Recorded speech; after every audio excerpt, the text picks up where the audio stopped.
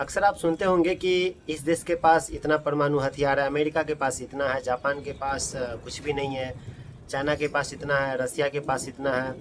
लेकिन क्या आपने कभी ये सोचा कि परमाणु बम से भी ज़्यादा खतरनाक एक हथियार बन चुका है, और वो है हाइड्रोजन बम। यदि हाइड्रोजन बम या परमाणु बम के जानकारों की यदि माने तो हाइड्रोजन बम जो होता है वो परमाणु बम के तुलना में 1000 गुना ज़्यादा विस्फोटक होता है। जी हाँ, तो परमाणु बम जो कि पहली बार यह 1945 में, आपको पता ही है कि जापान के हिरोशिमा और नागासाकी पर गिरा था। दो एटम बम, जिसका कि नाम था, एक का नाम था लिटिल बॉय और दूसरा था फैट मैन। वो एक ऐसी सुबह थी जापानियों के लिए, एक ऐसा काला दिन था जो कि उसके बाद से जापान या जापान के नागरिकों ने यह भूल ही गया कि युद्ध भी करना है कभी जीवन में, या युद्ध भी नाम का कोई चीज़ होता है। बिकॉज़ इतना ज़्यादा वहाँ हार्म हुआ, इतना ज़्यादा लोगों की मौत हो गई। केवल आधे घंटे के अंदर 80,000 से ज़्यादा व्यक्तियों की मौत ने पूरे जापान को हिला करके रख दिया। बिकॉज उस वक्त तक किसी भी देश ने या जापान ने यह कल्पना नहीं किया था कि इतना भी खतरनाक हथियार होता है, न्यूक्लियर बॉम्ब होता है, एटम बम नाम का भी कोई अस्तित्व है इस दुनिया में। इस चीज़ की किसी को कोई जानकारी नहीं थी। लेकिन जिस तरह से अमेरिका ने जापान पर न्यूक्लियर बम का अटैक किया, उससे जापानियों ने न केवल उसके बाद से युद्ध न करने की नीति बनाई, बल्कि उन्होंने अपने आप को सरेंडर भी कर दिया अमेरिका के सामने। 6 अगस्त 1945 जापान के हिरोशिमा शहर में गर्मियों का समय था। सुहाना दिन था, नीला आसमान था, अच्छी खासी धूप थी, मंडे मॉर्निंग का समय चल रहा था। बच्चे स्कूल, कामकाजी लोग अपने काम पर थे। लेकिन उसी दिन एक ऐसा हथियार बरसता है उनके ऊपर, और वो लोग ऊपर से नीचे आते हुए एक देखते हैं कि कोई चीज़ है, गोला, जो ऊपर से नीचे की ओर आ रहा है।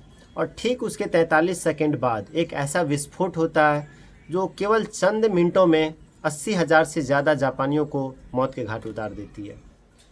और यह एक ऐसा विस्फोट था जो कई सदियों तक इसका दुष्परिणाम देखने को मिल रहा है। आज भी उनकी यादें ताज़ा है जापानियों के जहन में।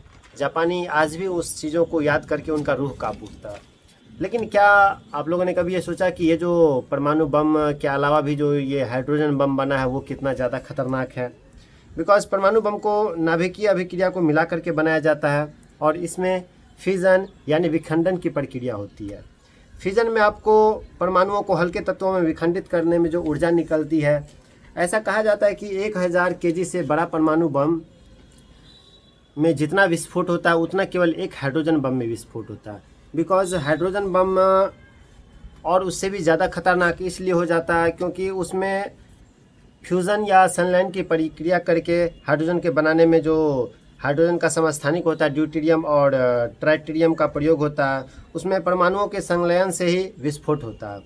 और जब परमाणु बम द्वारा आवश्यक ताप उत्पन्न होता है, उस हाइड्रोजन बम को संलयित करने के लिए इस संलयन की वजह से जो ताप उत्पन्न होता है, अप्रॉक्स 5 करोड़ डिग्री सेल्सियस, उसको संलयित किया जाता है ताकि उस हाइड्रोजन बम को हीलियम में बदला जाए। और इसके बाद वह इतना ज़्यादा खतरनाक हो जाता है कि यदि आप 1000 परमाणु बम को जितना आप विस्फोट करेंगे, उतना केवल आपको एक हाइड्रोजन बम के विस्फोट होने से उतना आपको नुकसान पहुंचता है।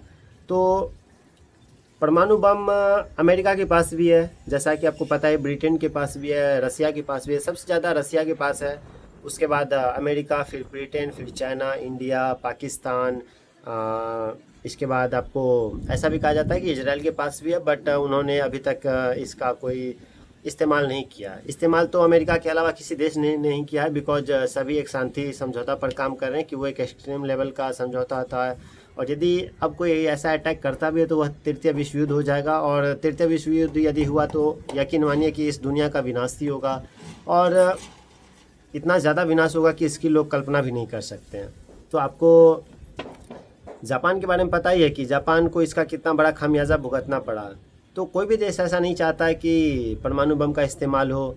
हाल फिलहाल में आप देखे होंगे कि भारत और पाकिस्तान में भी काफ़ी ज़्यादा तनावग्रस्त सिचुएशन आया हुआ था। लेकिन किसी भी परमाणु तो खैर पाकिस्तान तो खैर गिद्दर भभकी देता रहता है कि हमने ये सजाने के लिए नहीं रखा, हमने परमाणु बम को उपकरण को फूलों की हार बनाने के लिए नहीं रखा है। लेकिन उनकी ये गिदर भभकी खैर थोड़े वक्त के लिए ही होती है, उन्हें भी पता है कि यह करना उतना आसान नहीं है। और यदि पाकिस्तान ऐसा करने की सोचता भी है तो उसके एक दिन बाद शायद पाकिस्तान अगला दिन का सूरज भी ना देख पाए, क्योंकि भारत के पास भी और उससे